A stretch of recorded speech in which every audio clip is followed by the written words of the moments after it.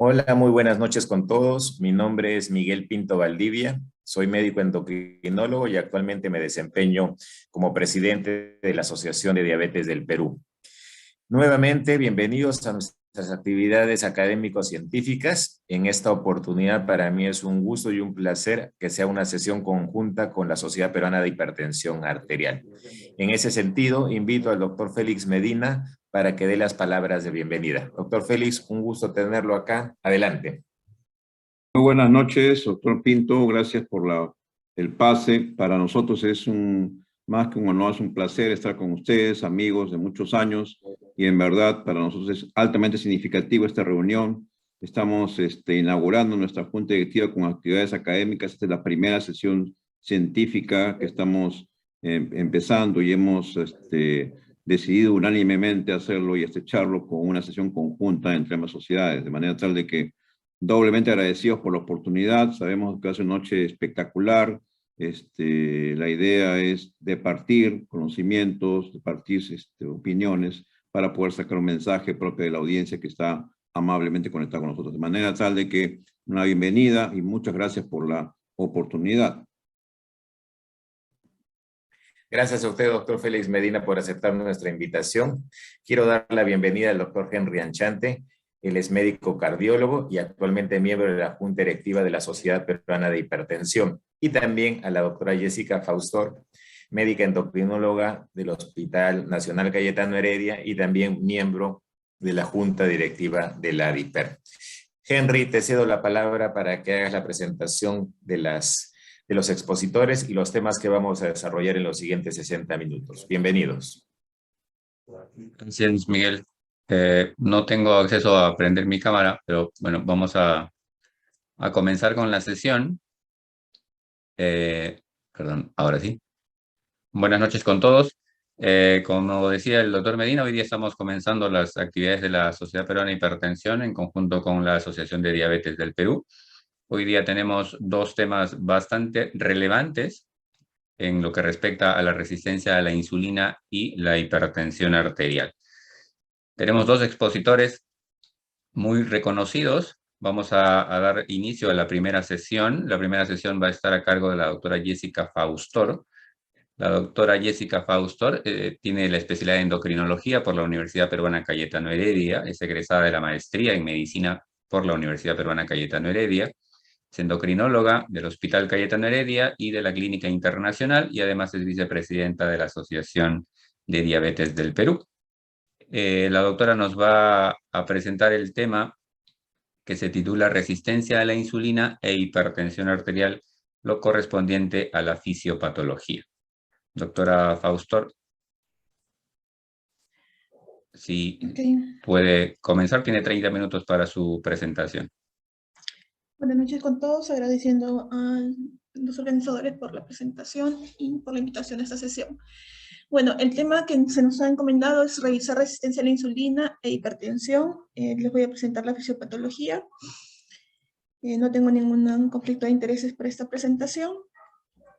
Bueno, en cuanto a resistencia a la insulina, en cuanto a la definición, solamente precisar que se denomina así a una respuesta inferior a la que nosotros esperamos a una concentración dada de la hormona, ¿no? Es como decir que una menor eficiencia de la acción biológica de la insulina. Y en compensación va a presentar la persona una hiperinsulinemia compensatoria.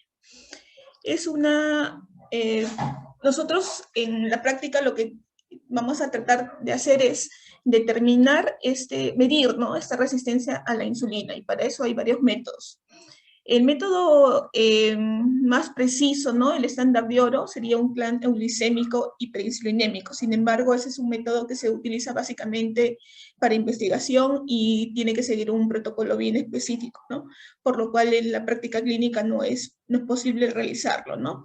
Otros métodos que se suelen utilizar es el dosaje de insulina plasmática, y el que más utilizamos en la práctica clínica y que es sobre todo en las personas que no son diabéticas, es el modelo de homeostasis de insulinoresistencia, ¿no?, el HOMA, que es fácil de de calcular, determinando la insulina y la glucosa en ayunas y dividiéndolo entre 18 por 22, ¿no? Entre 405, ¿no? Que es prácticamente lo que utilizamos en la práctica del día a día, ¿no? Y que es fácil de determinar.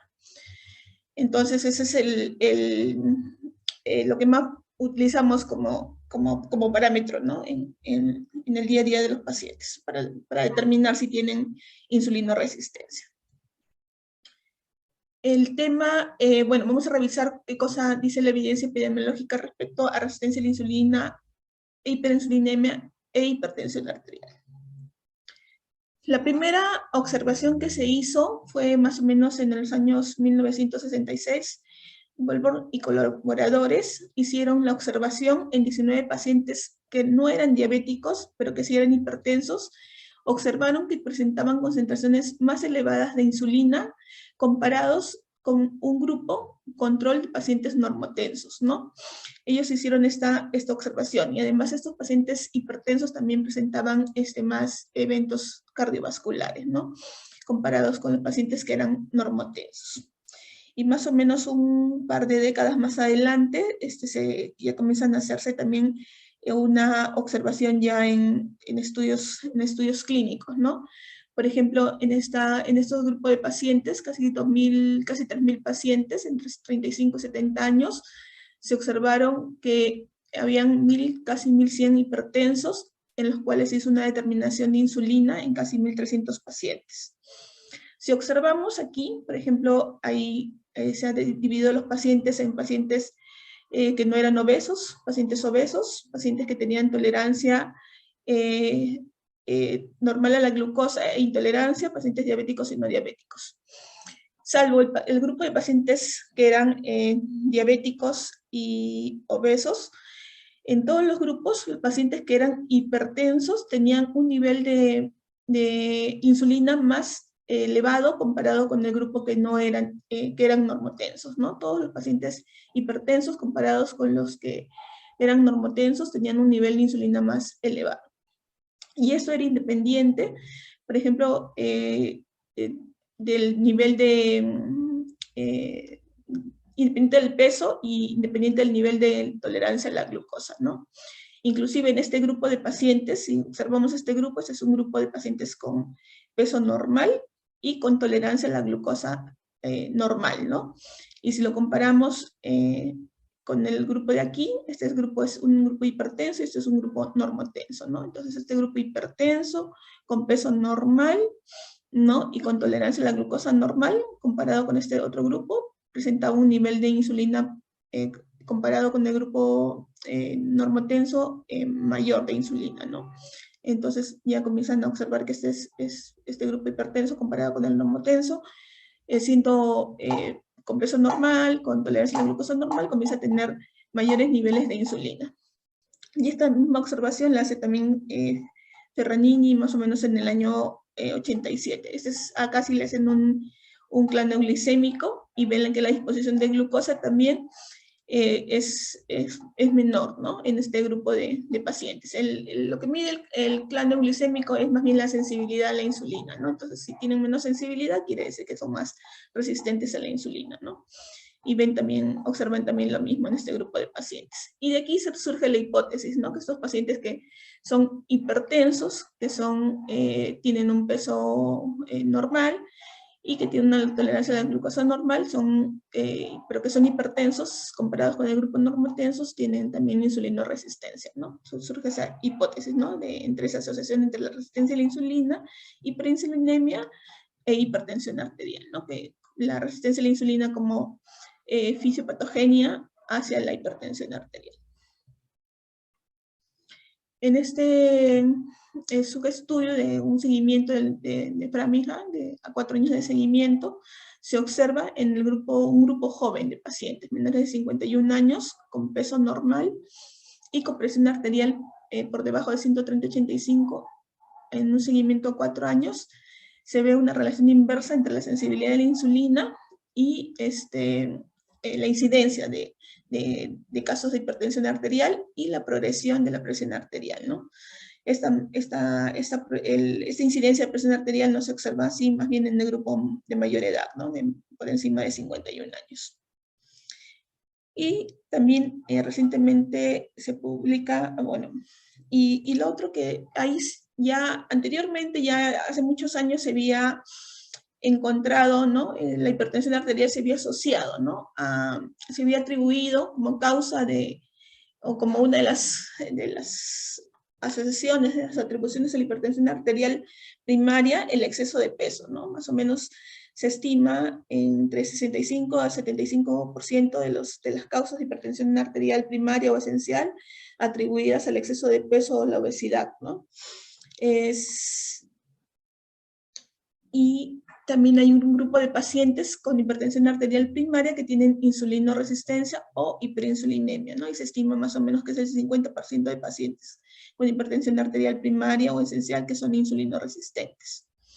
Y en pacientes no obesos, ¿no? Inclusive en no obesos, ¿no? Correlaciona con el incremento también de la presión arterial.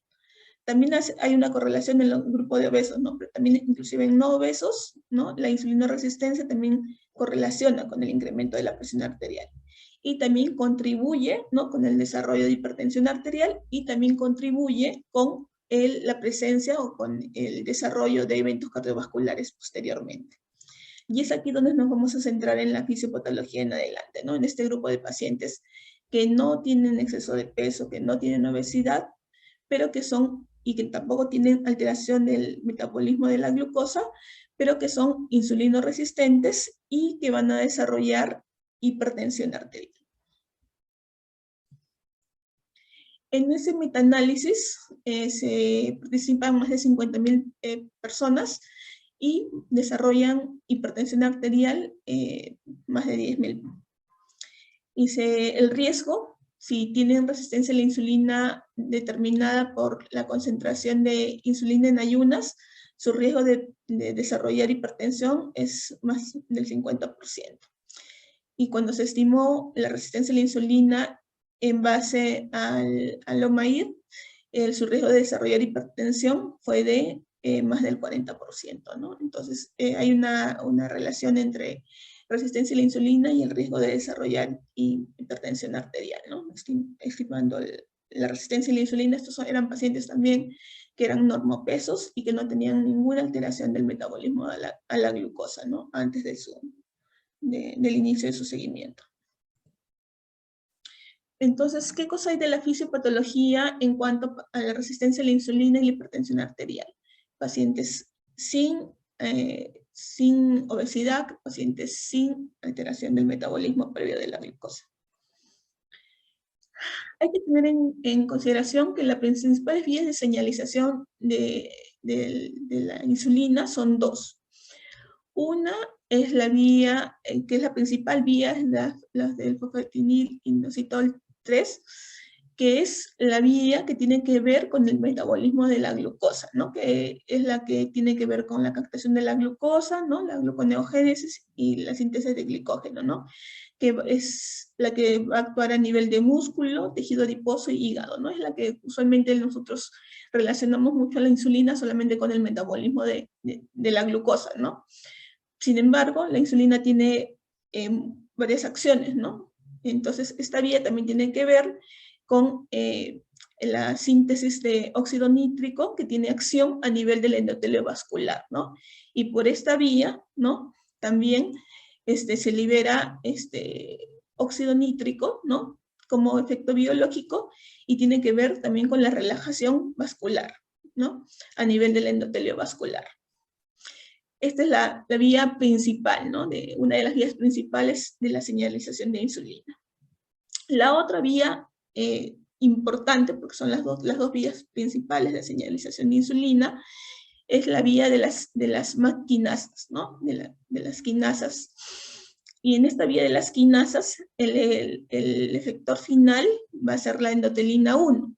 ¿Y qué va a ser la endotelina 1? Va a tener como efecto biológico final la constricción vascular, a nivel también de lo vascular, ¿no? Este va a ser el otro efecto biológico final de la insulina. Vean que también su órgano blanco final va a ser también endotelio vascular. Y esta vía también es importante porque tiene que ver con la transcripción de genes, síntesis de proteínas, diferenciación y crecimiento celular, ¿no? Y aquí también tiene que ver, o va a también tener efectos sobre proliferación celular, ¿no? Y puede tener efectos, por ejemplo, sobre miocardio, ¿no? Sobre proliferación de células musculares lisas, ¿no? Entonces, estas dos vías son las vías principales en las que va a actuar la insulina, ¿no? No solamente sobre el metabolismo de glucosa. ¿Cuál es la alteración principal que hay en la resistencia a la insulina? La alteración principal está en la vía de señalización de insulina y en esta vía de la fosfatidilinositol 3 quinasa. Va a ser inhibida de manera selectiva. Lo que se va a hacer en la resistencia a la insulina es se va a bloquear esta vía de la fosfatidilinositol 3 quinasa. Y al bloquearse esta vía, ¿no? Se va a favorecer la vía de la MAP quinasas. Como va a haber una hiperinsulinemia compensatoria, ¿no? Al final, lo que se va a favorecer es la vía de la MAP quinasas. Entonces, va a favorecerse la vasoconstricción, va a favorecerse la proliferación y la diferenciación celular, ¿no? Entonces, va a haber todo esto se va a disminuir la producción, la síntesis y la producción del óxido nítrico, va a disminuirse la relajación vascular a nivel del endotelio, ¿no? Y se va a favorecer de algún modo, ¿no? Se va a favorecer la vasoconstricción vascular. Y eso va a ser uno de los mecanismos principales, ¿no? En la resistencia a la insulina. Otra de las acciones o de las alteraciones principales en la resistencia a la insulina es la alteración o la hiperactividad del sistema de renina-angiotensina-aldosterona y también la hiperactividad del sistema simpático. Estas vías están, se dice, prácticamente triplicadas, ¿no? Su actividad está, casi está triplicada su actividad. El angiotensina 2, la aldosterona, ¿no? Lo que van a hacer también es actuar a nivel de la vía de la fosfatidilinositol 3, ¿no? También va a bloquear la síntesis de las sintasas de óxido nítrico, ¿no? Y también va a disminuir la producción de óxido nítrico. Además de disminuir la vasodilatación, ¿no? También va a favorecer el engrosamiento arterial, ¿no? Hay estudios en animales donde se ha demostrado el engrosamiento a nivel de aorta, ¿no? De carótidas, ¿no? Va a favorecer la producción de las MAP quinasas, ¿no? Y va a favorecer la vasoconstricción también. Entonces, estos son la otra alteración neurohormonal que se va a favorecer, ¿no? La vía es el aumento de la actividad de la renina y la angiotensina 2, ¿no? Y nosotros sabemos que la angiotensina 2 es un potente también vasoconstrictor, ¿no?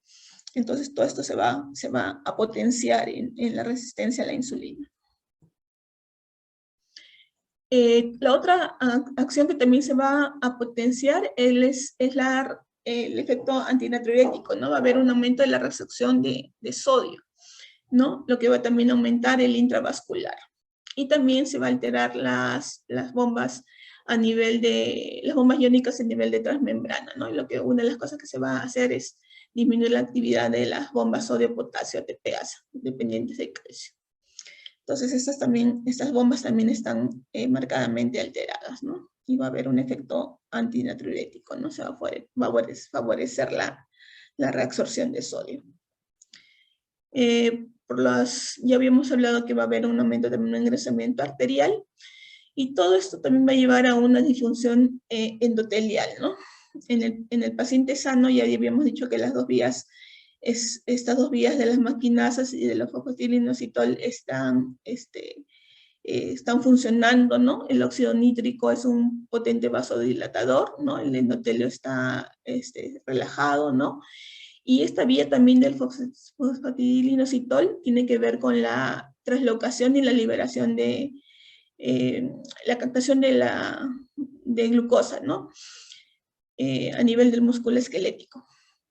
Sin embargo, en el paciente que tiene resistencia a la insulina, toda esta vía, que tiene que ver también con la translocación de los GLUC, está bloqueada, ¿no? Y esto va a favorecer la disfunción endotelial, ¿no? Todo esto va a ser causante de la disfunción endotelial en el paciente que tiene resistencia a la insulina, ¿no? Lo que va a pasar son varios mecanismos que se van a juntar, ¿no? Se van a superponer. Aquí los mecanismos son multifactoriales, son complejos, ¿no? Vamos a tener actuando al angiotensinógeno, vamos a tener actuando a la endotelina, también vamos a tener a citoquinas proinflamatorias por acción del sistema autonómico. Vamos a tener mayor liberación de noradrenalina, también producto de la parte inflamatoria. Vamos a tener especies reactivas de oxígeno también que se van a liberar, ¿no? Y todo esto va a hacer que aumente que haya un desbalance, ¿no? Y se favorezca la vasoconstricción y disminuyan el proceso de vasodilatación, ¿no? Y disminuya el óxido nítrico, ¿no? Y se favorezca la vasoconstricción, ¿no? Haya un desbalance entre vasodilatación y vasoconstricción, ¿no? No se compensen los procesos de vasodilatación a nivel periférico, ¿no? A nivel de la resistencia vascular periférica. Siempre va a primar en resistencia a la insulina la vía de las MAC quinasas, ¿no? Se va a disminuir la producción de óxido nítrico, va a disminuir la vasodilatación, va a aumentar la actividad del sistema nervioso autonómico, ¿no? Va a aumentar las endotelinas, va a aumentar la vasoconstricción, va a aumentar la resorción de sodio, va a aumentar las bombas, ¿no? A nivel de la bomba de calcio, ¿no? Va a favorecerse sobre todo en la retención de sodio, ¿no? Va a haber una hiperinsulinemia compensatoria que va a hacer que todo esto sea un círculo vicioso, ¿no? Y se va a favorecer la vía de las MAC quinasas. Y se va a perpetuar, ¿no? Toda esta vía de las MAC quinasas.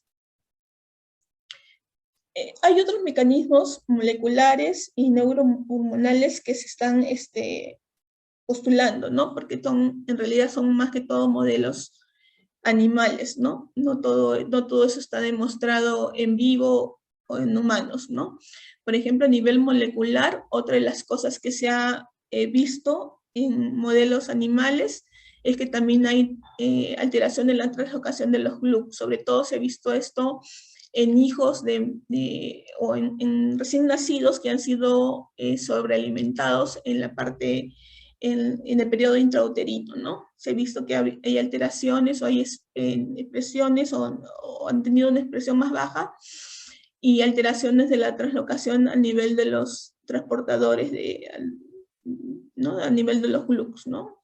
A nivel de la translocación de los GLUC, que tienen alteraciones, ¿no? Pero esto se está observando recién en recién nacidos que han sido sobrealimentados.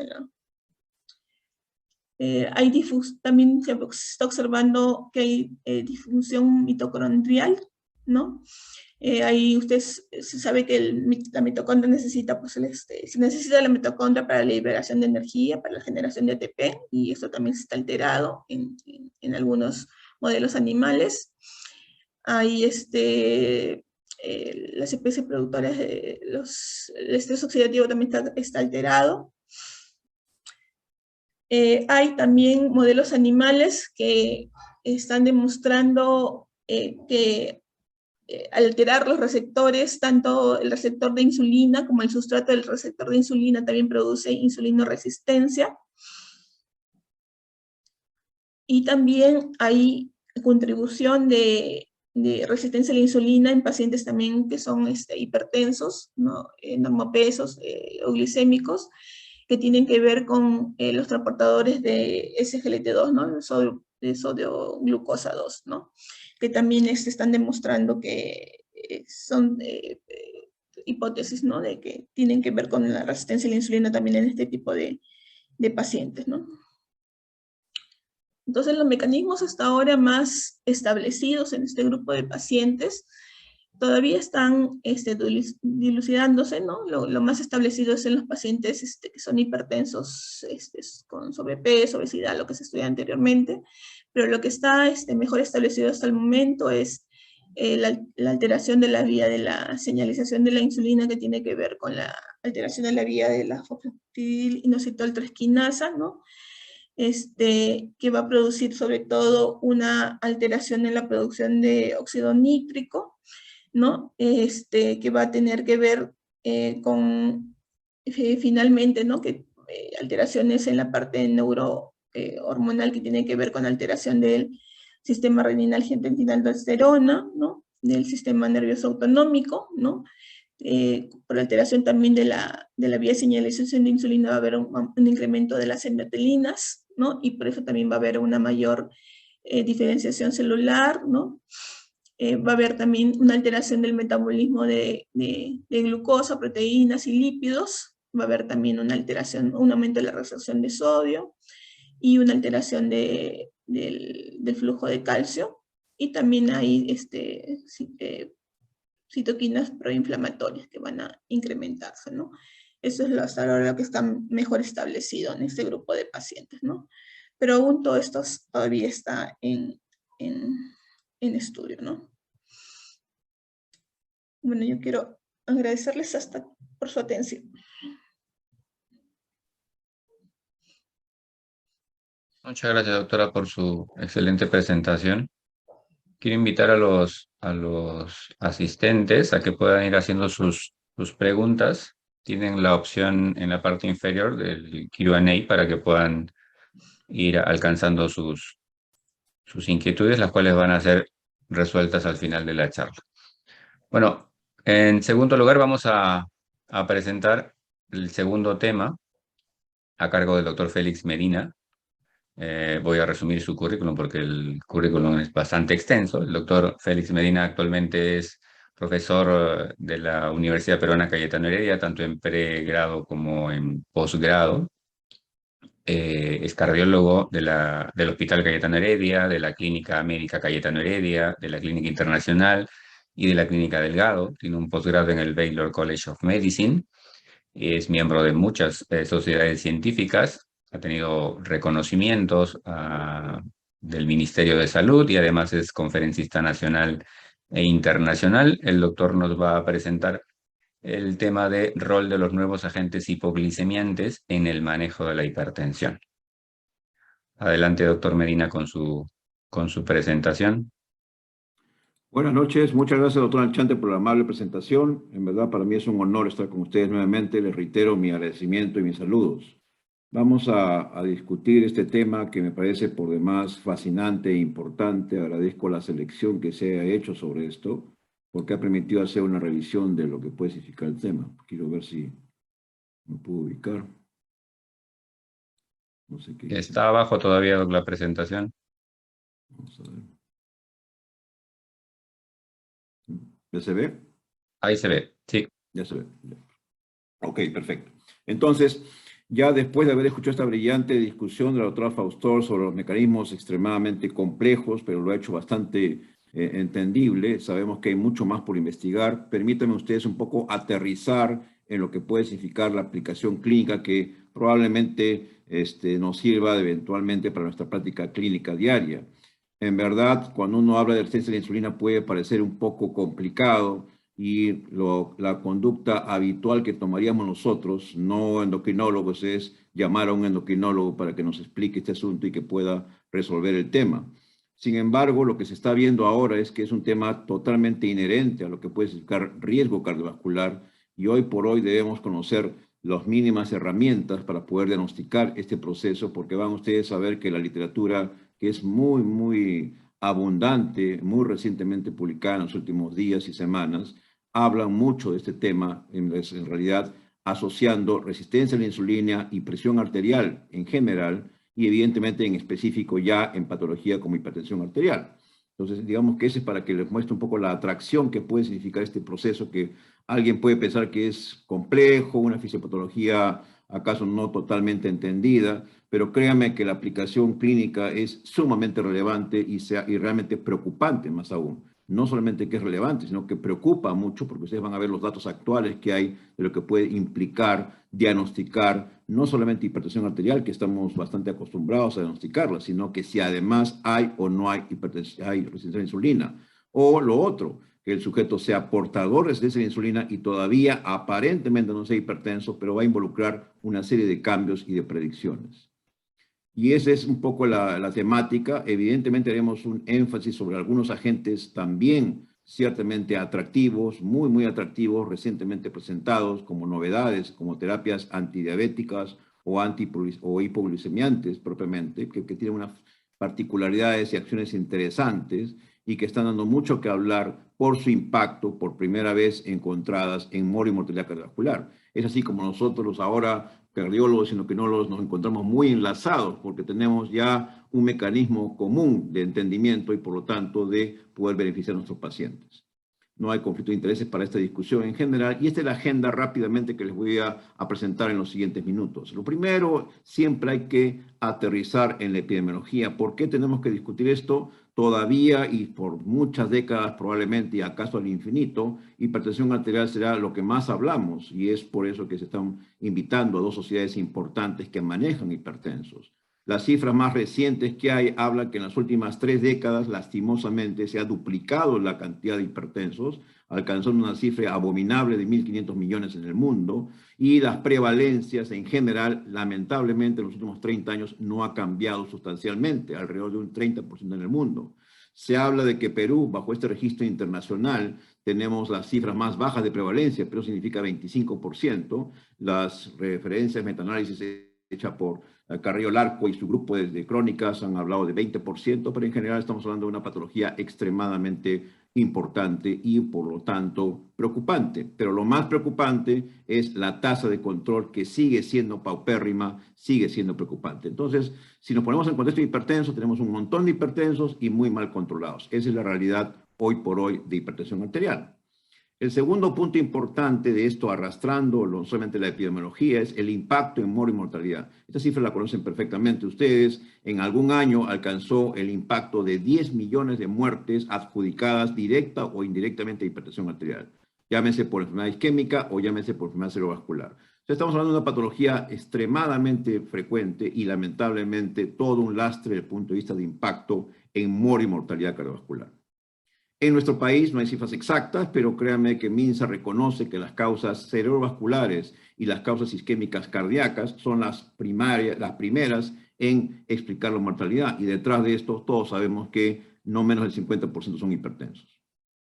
Ahora cambiemos la moneda y veamos la otra parte, el diabético, qué cifras tenemos y qué preocupante puede estar este asunto. Y en realidad también son cifras impresionantes. Este es probablemente uno de los documentos de Carrillo Larco más interesantes, recogiendo toda la información más limpia de lo que puede significar estudios para hablar de lo que significa prevalencia de diabetes en el Perú, y nos da una cifra aproximadamente de un 7% de lo que significa en nuestro país, lo cual hablaría de más de 1 millón o acaso 2 millones de diabéticos en nuestro medio, probablemente, lo cual significa una tremenda cantidad. Pero acá hay una lámina que yo quiero disgregarla un poco y que se ha actualizado muy recientemente, fue publicada hace mucho tiempo, donde cómo ligamos estas dos entidades que son extremadamente prevalentes. Cuando ustedes se enfrenten a un hipertenso, deben saber que ese paciente es proclive a hacerse diabético.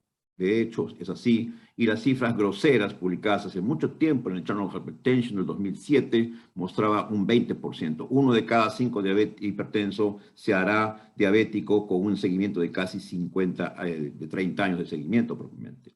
La otra figura probablemente sea mucho más, y esto depende mucho después de qué tan gordo sea, si tiene triglicéridos altos o si tiene terapia farmacológica. Y ahí viene una cosa interesante, porque ya desde 2007 de manera subrepticia se estaba hablando del mecanismo de resistencia a la insulina, porque estas entidades, estas condiciones clínicas de sobrepeso, triglicéridos altos y terapia farmacológica indebida o de alguna manera agresiva implicaban más resistencia a la insulina y por eso que esta gente eventualmente podía acabar diabética. Es una de las cosas que ahora se puede entender mejor. Pero la otra figura es la que ustedes conocen probablemente mejor, los diabéticos, y eso lo saben perfectamente nuestros colegas endocrinólogos. Lamentablemente el 70-80% acaba hipertenso. Es muy raro que no en su historia, en el tiempo, va a ser hipertenso de todas maneras y hay que estar alerta a eso, también por un mecanismo bastante complejo, pero que definitivamente es cierto. Tenemos un documento muy interesante, muy apropiado. Ya el doctor, el visionario, el doctor Seclen, había hablado antes del metaanálisis de Carrió-Larco de que él suponía que diabéticos habían 7% y coincidió. Su trabajo fue excelente y mostró que era la misma prevalencia que el de Carrió-Larco, publicada varios años después. Pero lo más interesante, esta publicación de Perú-DIAP, es lo que significa estados de hiperglicemia en ayunas. No hizo el trabajo de resistencia a la insulina, no le alcanzó para poder hacer todo ese tipo de investigación, porque será mucho más complejo. Pero créanme que detrás de esa hiperglicemia, acaso podría haber resistencia a la insulina. Y vean la cifra abominable que estamos hablando. Hablamos de 23% de los pacientes que él involucró en su estudio, lo cual significa que 1 de cada 4, 1 de cada 5 podría tener un estatus de hiperglicemia que de alguna manera estaba hablando voz de alerta sobre resistencia a la insulina. Entonces, hasta ahí más o menos el panorama. Lo concluyente es de que estamos hablando de escenarios muy prevalentes, muy frecuentes, muy impactantes en monomortalidad y están enlazados tremendamente. Pero lo lamentable y lo más interesante para ustedes en la audiencia que nos están acompañando hoy es de que no deben esperar diabetes, no deben esperar hipertensión, porque acá viene el problema.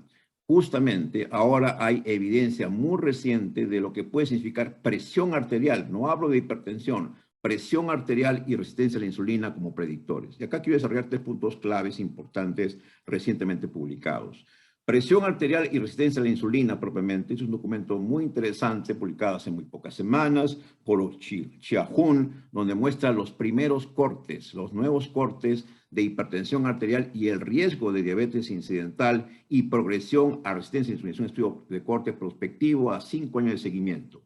Independiente qué criterio que ustedes empleen, si les gusta AHA o si les gusta la Escuela Europea o si les gusta el JN7, cualquier clasificación para definir presión arterial, vean ustedes que el sujeto que tenga hipertensión definida lamentablemente tendrá mucho más chance de hacerse diabético en un seguimiento no tan largo, sino 5 años. Paren la oreja, estén atentos con estos pacientes. Van a ser diabéticos propiamente y van a tener propiamente este lastre y esta enfermedad adicional.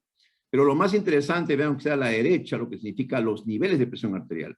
Aún los llamados, en alguna época llamados prehipertensos, hoy no se acepta mucho eso, pero esos niveles de presión arterial elevados también van a condicionar un riesgo inherente de hacer diabetes a un mediano plazo. De manera tal que ya se está ligando solamente el nivel de presión arterial con el riesgo de hacer diabetes. Esto es para diabetes, pero el mismo documento de Chia-Hun muestra una cosa sumamente preocupante y es el parámetro de, como había mencionado ya la doctora Faustor, de OMA, que es el criterio más clásico para saber resistencia a la insulina. Y la curva fue similar. Es decir, ustedes pueden tener presiones sistólicas elevadas, por arriba de 130 o por arriba de 140, y ya estén pensando que no solamente va a tener más diabetes, sino indudablemente va a ser progresivamente resistencia a la insulina. Es una de las cosas más preocupantes, que ya tiene un parámetro práctico. Si no pueden hacerle un OMA porque es un poco complejo y un poco caro, tómenle bien la presión arterial y sabrán que de acuerdo a esos niveles arteriales, ese paciente está proclive a tener, si que no lo tiene ya, resistencia a la insulina. Es una de las cosas interesantes que ahora ya se ha zanjado como un parámetro de alerta de que tienen ustedes ante sus narices resistencia a la insulina o la progresión a la resistencia a la insulina. Y este mismo parámetro no solamente es para la sistólica, el mismo documento, una serie gigante, importante de miles de pacientes, ojo, que no eran diabéticos de base, pero la presión diastólica también es un predictor. Si tienen ustedes 80, 85, 90 de diastólica, evidentemente la incidencia de diabetes es inminente en un mediano plazo. Pero el tema que nos trae ahora es resistencia a la insulina. Si ustedes miden OMA y se hizo ese estudio, se hizo esa medición de OMA basal y en el seguimiento, también encontraron que la presión diastólica incrementada progresivamente iba de la mano con un OMA incrementado y con un riesgo a 5 años realmente importante, como lo muestra la lámina. Entonces es un documento formidable, prospectivo, que demuestra que el predictor inminente de que hay resistencia a la insulina, sin necesidad de medirla necesariamente, es la presión arterial y el nivel que tenga la presión arterial. Por eso hacemos hincapié, y ahora que estamos próximos a conmemorar, si se quiere, o hacer muchos aspavientos sobre el Día Mundial de la Hipertensión Arterial, es otro mido la presión arterial, que va a ser un parámetro importante. Presión elevada, aún en rangos de prehipertenso, cuidado que ese paciente es un candidato a hacer resistencia a la insulina en mediano plazo en general. Un segundo argumento es lo que puede significar gente joven. Este es un artículo de Wu, hecho hace muy pocas semanas, publicado en el report que ustedes ven acá, donde habla de gente muy joven, gente joven que va a hacer hipertensión arterial aislada, como ustedes ven acá. Es un estudio transversal. ¿Qué es lo interesante de este estudio? Uno, que son jóvenes. Y dos, nuevamente, parámetros de resistencia a la insulina. Observen ustedes que está OMA y R, y está un parámetro que ahora está dando mucho que hablar, que ya les suelto la primera pregunta, desafiante para nuestro grupo de endocrinólogos. ¿Qué nos pueden comentar sobre este parámetro de triglicéridos y glucosa como un parámetro interesante para poder hablar de resistencia a la insulina? Un parámetro práctico, muy sencillo, mucho más sencillo que el OMA. Este parámetro también predice, si ustedes lo dividen en terciles, a mayor nivel de estos niveles de OMA, triglicéridos y otro parámetro más que está puesto en la lámina, habrá mucho más proporción de hipertensos sistólicos siendo jóvenes.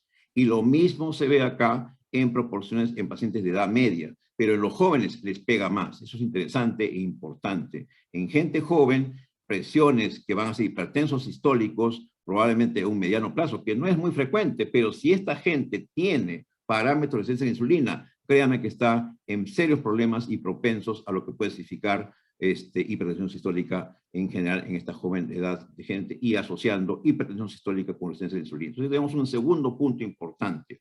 No solamente es la presión arterial aislada, sino que además el hecho mismo de que van a ser hipertensión sistólica propiamente. Y un tercer elemento interesante, no necesariamente hipertenso, sino sencillamente el nivel de presión arterial y resistencia a la insulina, ese es otro documento. También apareció en marzo de este año. En marzo de este año, este sujeto Han hace un estudio interesantísimo, donde ustedes ven acá, asocia parámetros de resistencia a la insulina, el MET-IR, que ya me explicarán el doctor Miguel y Jessica, cómo hago esta interpretación, pero estos parámetros interesantes de resistencia a la insulina en gente pre e hipertensa, pero que son normoglicémicos. ¿Qué puede significar? Es un estudio retrospectivo, ciertamente, criticable por eso, pero lo interesante es qué mensaje me dan. Si yo tengo estos parámetros, estos sujetos tienen más riesgo de ser prehipertensos y más riesgo de ser hipertensos, propiamente, lo cual significa que hay una ligazón tremenda. Debemos demostrar, investigar si el paciente tiene o no tiene resistencia a la insulina, porque es una condición que va a decirnos que su presión no anda bien o no va a ir bien. O se va a hacer hipertenso o viceversa. Y si mido bien la presión arterial, también puedo vaticinar de que la resistencia a la insulina es inminente, como se ha demostrado elegantemente con parámetros indiscutibles. Entonces, hasta acá era una pequeña pincelada de lo que puede significar digamos que el mensaje de que tomar presión arterial me puede servir mucho, porque en este contexto, en este capítulo que estamos desarrollando, cuidado, alerta, me puede decir que el sujeto está en una inminente resistencia a la insulina, la va a hacer o la está haciendo o la tiene. Y al revés, si yo tengo parámetros de resistencia a la insulina, el sujeto, su presión, vigílala bien porque o es un hipertenso ya encubierto o un prehipertenso con todo lo que puede significar el riesgo cardiovascular. El tercer punto que quiero hacer una breve mirada al diagnóstico de resistencia a la insulina, no me voy a atrever a hacer el diagnóstico porque ya Jessica lo dijo perfectamente. Evidentemente, ¿por qué tendríamos que estar preocupados nosotros no endocrinólogos por saber resistencia a la insulina? Es un elemento de juicio interesante, de predicción, estratificación de riesgo, indudablemente. Si hay resistencia a la insulina, el sujeto tiene problemas y tiene riesgo inminente de problemas serios. Esto ya lo demostró Min en el Journal of Clinical Hypertension 2021. Ayuda al manejo apropiado, evidentemente, hay que hacer un manejo específico y también orienta al manejo antihipertensivo. No le voy a dar fármacos antihipertensivos que más bien son proclives a incrementar esa resistencia a la insulina. Entonces, por eso es que yo me preocupo por saber si hay o no hay. Estos son documentos chinos donde se evalúan métodos populares para evaluar la resistencia a la insulina. Como ustedes ven en Asia, está OMA y unos parámetros más. Es todas las series que hay acá publicadas. Pero también hay otros métodos, esta vez para evaluar resistencia a la insulina en el contexto de hipertensos y también una serie de series interesantes evalúan una serie de parámetros en hipertensos para demostrar el mismo dilema, ¿hay o no hay resistencia en estos hipertensos? Y finalmente, índices mucho más prácticos que podríamos comentarlo esta noche, mucho más prácticos que el OMA, y acaso tienen una bastante aproximación. Uno de ellos es el índice de triglicéridos glucosa, que nos explicarán ahora cómo hacerlo. Hay el parámetro de triglicéridos con glucosa e índice de masa corporal. Hay triglicéridos y glucosa con perímetro abdominal. Todos estos elementos son interesantes, han sido evaluados, que nos están expresando resistencia a la insulina y que evidentemente nos están dando un punto de preocupación, porque al haber resistencia a la insulina, el paciente está en problemas seriamente. De ese punto de vista, es fascinante cómo una de las ganadoras del Premio Nobel de Medicina, Jallow, y que ustedes muy bien saben que fueron esta dupla, Solomon Berson y Rosalind Jallow, hacen un experimento interesante y son los primeros en reportar en el año 59 en Nature el ensayo de cómo medir la insulina plasmática. Vean ustedes que hace muchos años de este tema. Y hoy se están hablando de métodos acaso mucho más accesibles que dan una aproximación bastante buena de lo que puede significar resistencia a la insulina, porque es uno de los parámetros que tenemos que estar preocupados. No necesariamente, si bien no le vamos a quitar el trabajo a los endocrinólogos, sino sencillamente debemos investigar resistencia a la insulina en nuestros pacientes hipertensos o en general como una estratificación de los pacientes, porque va a significar mucha documentación de riesgo. Y a eso iba este cuarto capítulo, porque yo les he hablado de, bueno, es preocupante, ya sé cómo lo puedo más o menos adivinar, presión arterial, por el fenotipo del paciente, sé que yo lo puedo medir, puedo utilizar unos marcadores interesantes, pero ahora, ¿por qué tendría que estar preocupado? Y ha aparecido en el último año, 2021 a 2022, mucha literatura donde nos habla de la traducción clínica de esta resistencia a la insulina, que es más que un marcador de riesgo. El primer argumento es daño miocárdico, entrando ya en corazón. Observen esta lámina interesante en africanos, propiamente publicada el año pasado por Pansu, donde se evalúa propiamente lo que puede significar la asociación entre resistencia a la insulina e hipertrofia ventricular izquierda, evidentemente en gente asintomáticas hipertensos. Lo que se encontró acá, cómo yo podría pensar en que el sujeto está con una hipertrofia, con una masa ventricular incrementada, y dentro de las variables más sobresalientes fue justamente hiperinsulinemia o básicamente resistencia a la insulina. Fue uno de los mejores predictores para yo apostar de que había masa incrementada. Por lo tanto, esta resistencia a la insulina me dice que el sujeto está en problemas, es un hipertenso, a pesar que está asintomática, claramente con cardiopatía hipertrófica, que evidentemente sabemos de que el sujeto está en problemas. Cardiopatía hipertrófica es un predictor de mortalidad, no es un detalle menor. Tener cardiopatía hipertrófica, hipertrofia ventricular izquierda en el corazón de un hipertenso es muy mala nota, es muy mal detalle.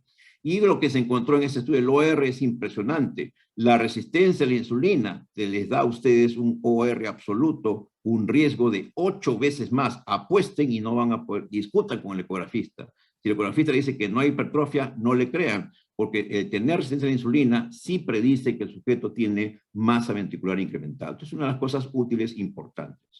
El segundo elemento que se ha analizado muy recientemente es que también cumple el rol de biomarcador. No solamente es un detalle fisiopatológico, sino vean la cosa interesante publicada a fines del 2021, donde que puede significar el parámetro de resistencia a insulina en pacientes hipertensos, predicción de hiperuricemia. Todos sabemos ahora que nunca hacemos caso de hiperuricemia, pero la hiperuricemia mata.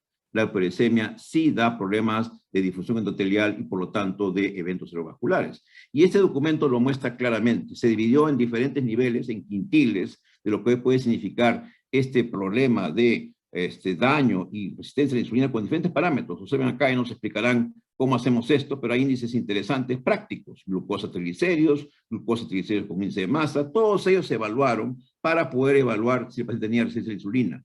Y aquellos que tenían mayores valores, mayores niveles de resistencia a la insulina claramente documentada, iban de la mano con esta dupla, hipertensión e hiperuricemia. De manera tal que el área bajo la curva de 0.7 hablaba claramente. Si ustedes ven la figura al revés, miren ustedes su ácido úrico. Si el sujeto tiene ácido úrico elevado, busquen resistencia a la insulina, porque lo más probable es que detrás haya esto, porque al revés sí se ha demostrado en forma prospectiva con este estudio epidemiológico transversal. De la misma manera, se ha visto en población china este mismo parámetro, este índice de triglicéridos y glucosa, que es un parámetro de resistencia a la insulina, y va de la mano con la misma hiperuricemia en pacientes chinos hipertensos. Se evaluó esto, según una serie de cursos al respecto, y lo importante de esto es esto. La gente que tenía mayores índices de resistencia a la insulina, con este parámetro que les hablo yo de índice de triglicéridos y glucosa, que es un parámetro muy sencillo, Si tenía parámetros por arriba de 9, que significaba un cuartil muy alto, gente relativamente joven en sus 40s, esta gente tenía una prevalencia de hiperglicemia arriba del 20%. 1 de cada 5 deberían tener hiperglicemia y eso significaba mucho más riesgo cardiovascular en general. Publicada hace muy pocas semanas por SAN. Tercer argumento importante es rigidez arterial. El parámetro de resistencia a la insulina, desde el punto de vista práctico, también les va a servir a ustedes para vaticinar y buscar que las arterias están enfermas. Este estudio interesante, publicado en este año también, hace muy pocos meses, donde habló del parámetro este famoso que ahora se usa mucho, el índice triglicéridos glucosa, la trayectoria de este parámetro y lo evaluó en el transcurso de la rigidez arterial. Una población joven, adolescentes jóvenes hipertensos. Lo interesante del estudio es que mostró una cosa tremendamente preocupante. El parámetro de resistencia a la insulina iba de la mano con la rigidez arterial. A mayor resistencia a la insulina, progresivamente que se podía estar documentando con este parámetro. No hay duda que sus arterias comenzaron a dañarse y comenzaron a ser más rígidas, obviamente, con este parámetro que se usó de la velocidad de onda de pulso braquial tobillo. De manera tal que inclusive se sacó una proporción. Por cada unidad que se eleva este índice a lo largo del tiempo, por cada unidad, eso implica aumento de velocidad, más rigidez y el OR es de casi 3 veces más. Por lo tanto, no hay duda que tener este parámetro de resistencia a la insulina está hablando de arterias enfermas, rígidas y probablemente proclives a dañarse más. Y un otro estudio hecho recientemente con un seguimiento interesante de 7 años, donde se evalúa igualmente este parámetro, resistencia a la insulina, con parámetros, esta vez OMA, algo mucho más exacto, y parámetros de rigidez arterial. ¿Qué se encontró acá? Una verdad universal.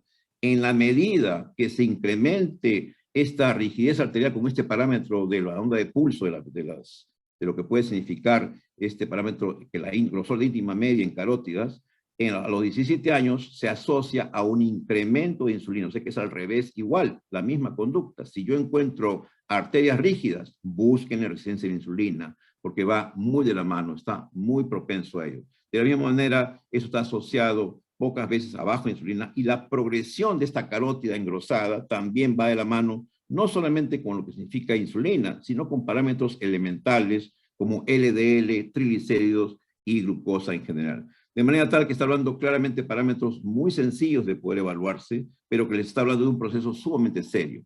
Y ahí va el punto de la glucosa. Por eso decíamos que el trabajo del doctor Seclen es sumamente importante, porque glucosas elevadas a lo largo de los años, sin necesidad de criterios de diabetes, iban de la mano y van de la mano con un incremento del grosor de íntima media en las carótidas, y están de la mano con rigidez arterial, carótida y femoral. Por lo tanto, de manera práctica, solamente el detalle que tengan ustedes una glucosa persistentemente elevada, apuesten de que sus arterias ya se están dañando y ya están rígidas y por lo tanto van a ser proclives a enfermar y el paciente va a tener eventos propiamente.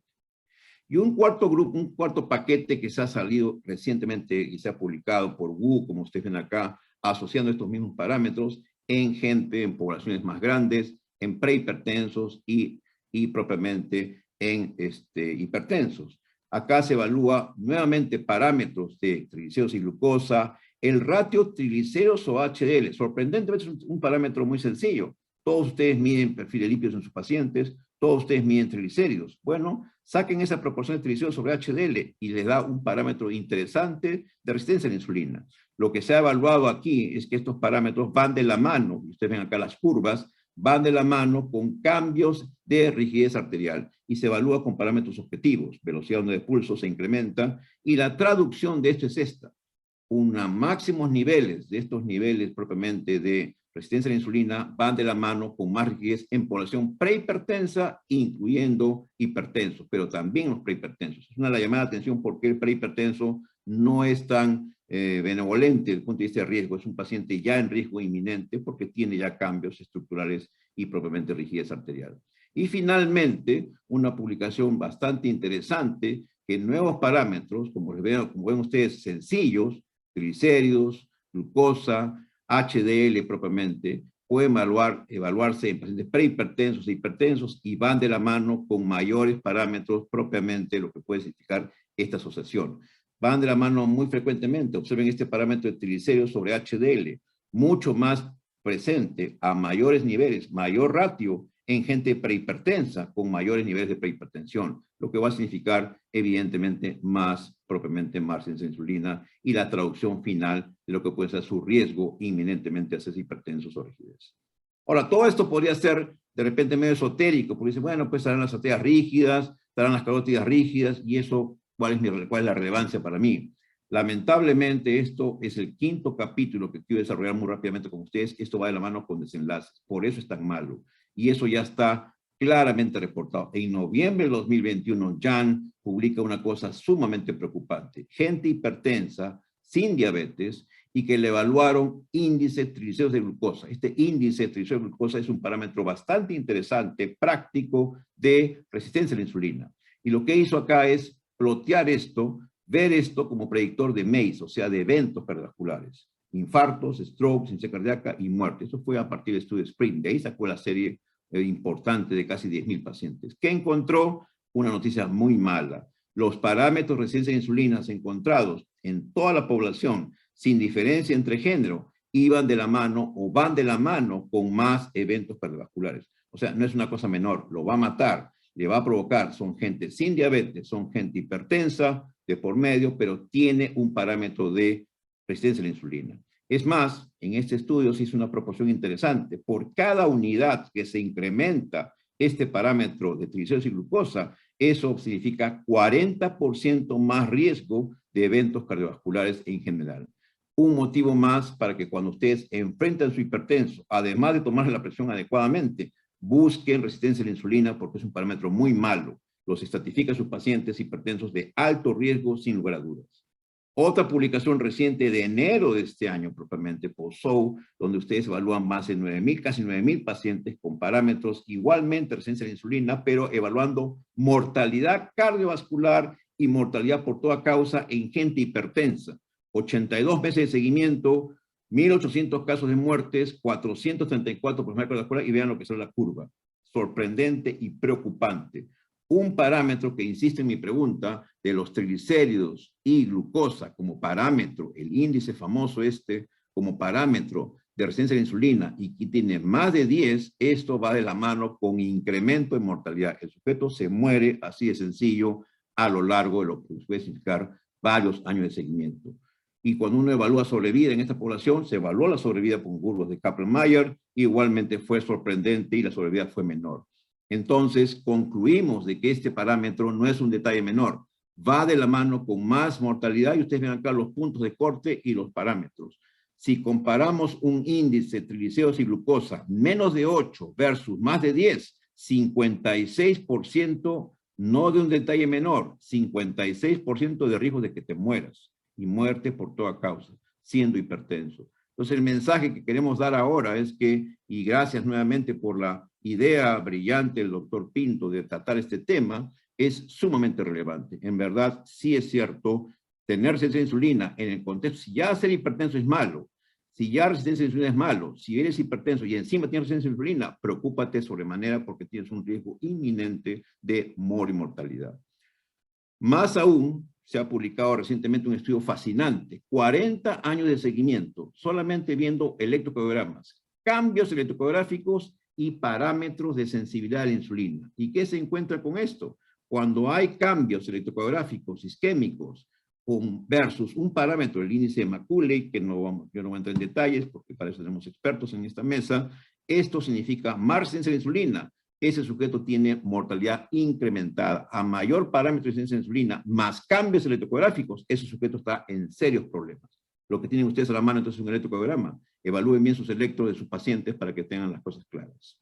Y ya para finalizar en los últimos minutos, algunas estrategias terapéuticas a discutir de forma interesante. Y para eso me va a servir mucho de lo que puede ser la brillante discusión fisiopatológica que ha hecho la doctora Faustor.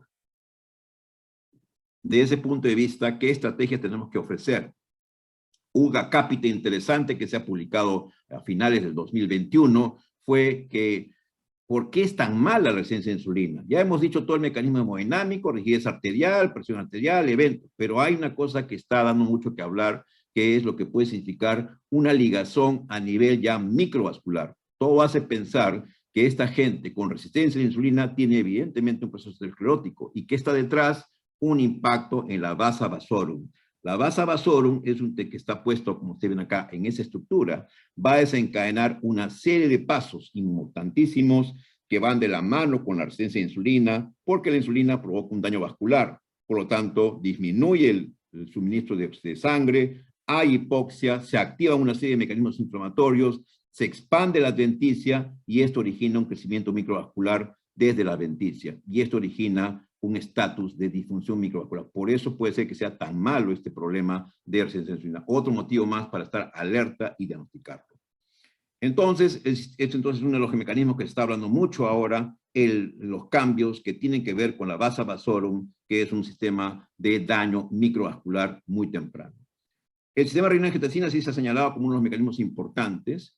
Todos sabemos que modular la resistencia a la insulina es posible con los inhibidores del sistema renina-angiotensina. Eso sí es bastante interesante y eso ha traducido, como se publica en esta revisión del año 2021, lo que puede significar modular este sistema para dar protección cardiovascular. ¿Eso es posible? Acá hay un mecanismo que ya se citó, no vamos a insistir. ¿Cómo se liga este sistema de la ECA tradicional, la enzima convertidora e insulina? Ya se han escuchado ustedes cómo hay esa ligazón. Y si yo modulo ese sistema, ¿puede ser que yo module la resistencia a insulina? Sí es posible. Pero eso puede ir más allá, no solamente con el clásico enzima convertidora, también puedo hacer a través de receptores AT1. Todos sabemos que estos agentes bloqueadores de los AT1 tienen que ver evidentemente con una serie de funciones endoteliales y también tienen que ver con resistencia a la insulina y también pueden modular. ¿Cuál es la evidencia de eso en este momento? La evidencia muy sencilla fue esto, la reducción de riesgo de diabetes de novo, y eso es casi inobjetable. Muchos ensayos clínicos, CAP, HOPE, LIFE, OLHOT, CHARM, TRANSCEND, PEACE y VALUE, mostraron claramente intervenciones con YECA o con BRAS que reducían la aparición de diabetes de novo en porcentajes diferenciados, pero evidentemente sí se puede modular esa resistencia a la insulina y por lo tanto la aparición de diabetes con esas intervenciones, llámese YECA o llámese BRAS. Es una de las cosas que uno ya puede saber. Por lo tanto, su hipertenso es una de las tantas razones por qué, y por qué todas las guías dicen claramente, combina con lo que quieras, pero el que no se mueve es el RAS. El sistema renina tienen que ustedes modularlo, porque eso va a significar menos probabilidades, o por lo menos voy a atenuar esa resistencia a la insulina, o por lo menos voy a prevenir que no progrese. Son las cosas que ya sabemos claramente en hipertensión arterial. De manera tal que el esquema es interesante, la modulación del sistema a través de muchas otras estrategias, no solamente RAS, puede ser con actividad física, actividad aeróbica, los entrenamientos de resistencia. Todo esto puede significar, evidentemente, una serie de elementos que van a incrementar la sensibilidad a la insulina y, por lo tanto, pueden potencialmente bajar el riesgo cardiovascular. Y los nuevos agentes que están dando mucho que hablar, y ahí básicamente hablamos de dos familias publicadas hace relativamente tiempo atrás, como ustedes saben muy bien, los inhibidores de SGLT2, una familia fascinante, interesante, diseñada originalmente para bajar la glucosa. Hoy sabemos que ese es un dato menor, ya no es eso. Sabemos claramente que EMPA, en la primera publicación publicada por Berford y por Cherny en el año 2014, que ustedes muestran acá, en diabéticos tipo 1 no complicadas, curiosamente. Ahí se empleó empaglifosina para evaluar rigidez arterial y variabilidad de la frecuencia cardíaca. Y sorprendentemente encontró resultados positivos. Disminuyó la rigidez arterial y disminuyó la variabilidad de la frecuencia cardíaca. Datos importantes que no tienen nada que ver con su capacidad antihiperglicémica propiamente. Es una familia que ahora ha crecido mucho en evidencia. Y la otra familia que indudablemente también tiene que ver, porque está regulada la presión arterial por los GLP-1, sabemos que los análogos de GLP-1, sobre todo ligalabutida y exenatide, tienen que ver con una acción básicamente a nivel de músculo liso vascular, básicamente a nivel de natriuresis, y esto va a implicar una reducción de la presión arterial de manera importante, y por lo tanto, de paso que son antihiperglicemiantes, indudablemente nos da una salud vascular.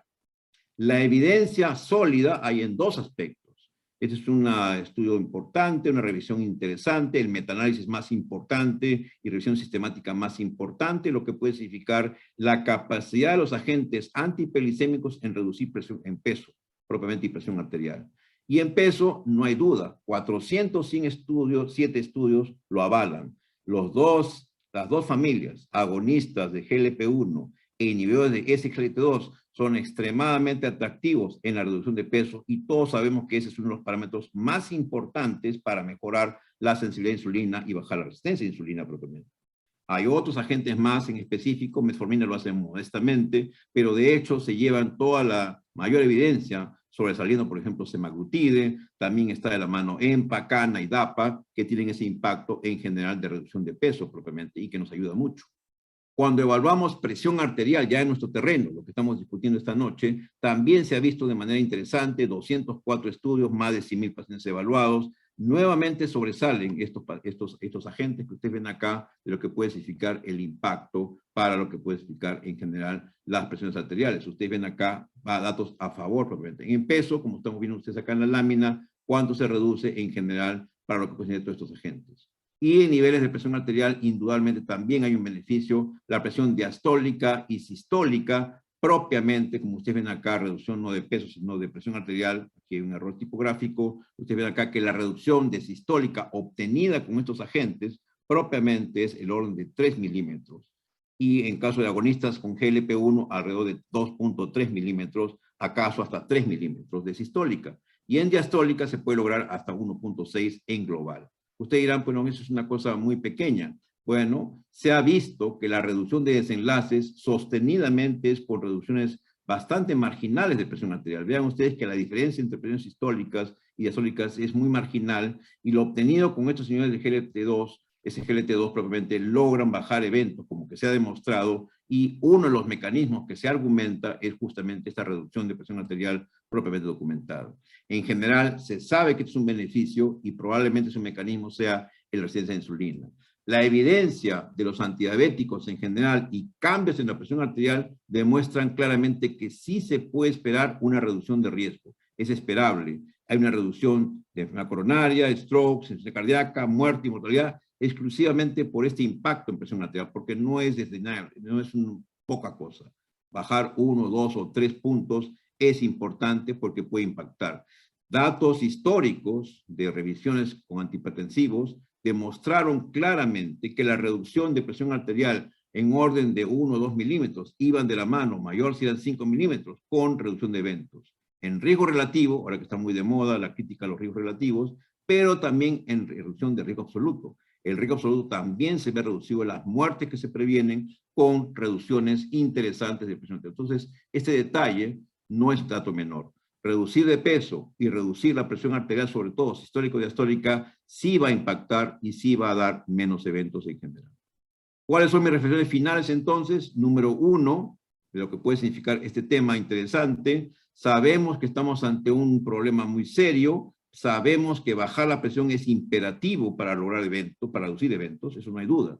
Ustedes harán lo que quieran con sus hipertensos, desde el punto de vista de qué fármacos van a emplear, pero reduzcan la presión arterial porque es la única manera como ustedes pueden reducir eventos. Eso está archiprobado.